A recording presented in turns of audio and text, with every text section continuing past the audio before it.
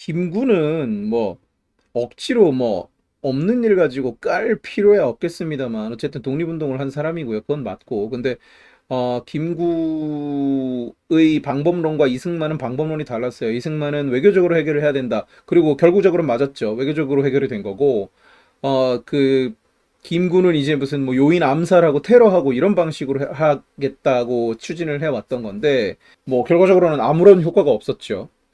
제가 늘 얘기합니다만 독립운동을 하신 분들은 우리가 존중하고 기리고 기억해야 할 의미가 있어요. 분명히.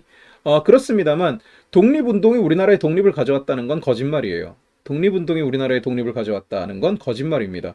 실제로 그러니까 일본 제국이 패망하고 나서 이제 전후 협상을 하잖아요. 근데 대한민국은 일본이랑 같이 전범국이 될 뻔했어요. 일본이랑 같이 전범국. 왜냐하면 우리가 식민지였고 거기 속국이었는데 우리가 그러면 전쟁을 막기 위해서 무슨 싸움을 하거나 뭘 하거나 아무런 뭘 한 게 없고 그냥 전쟁 지원만 했기 때문에 여기는 같이 전범국이라서 독립을 인정을 못 해주고 이런 식으로 진행이 되고 있었는데 그때 이승만 대통령이 뭘 하냐면 가서 거짓말을 해요. 거짓말을 합니다. 우리가 무슨 군대가 한 두 개 사단 정도 있었고 그게 이제 가서 전쟁을 도왔고 싸울 준비가 되어 있었고 일본과 이제 전투를 벌였고 이런 있지도 않은 거짓말을 해서 그렇다면 니네도 억울하구나.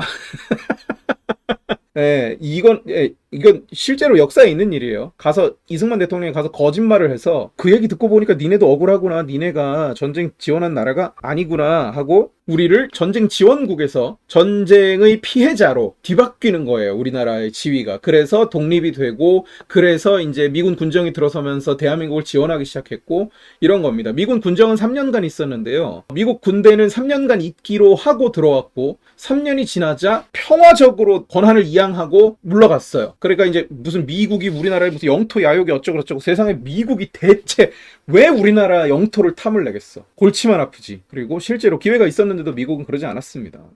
그런 사연들이 있었어요.